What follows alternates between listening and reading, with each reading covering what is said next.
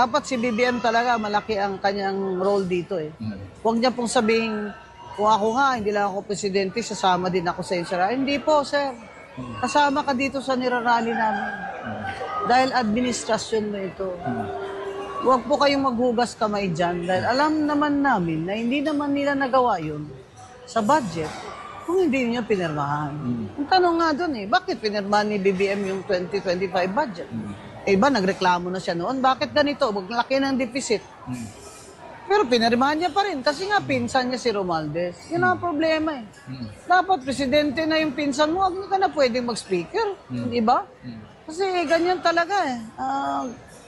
Sabihin nila, hindi naman, ganyan. Hindi naman, totoo naman. Tayong mga Pilipino ay napakadikit natin sa ating mga kamag-anak. Kaya ayan, pumikit lang si BBM.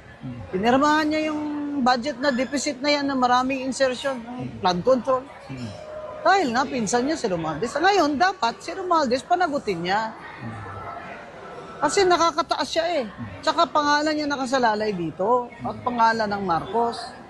Abay, hayaan ba niya na si Romualdez ang sumira ng pangalang Marcos? At sa susunod na mga eleksyon eh, hindi na iboboto ng tao mga Marcos.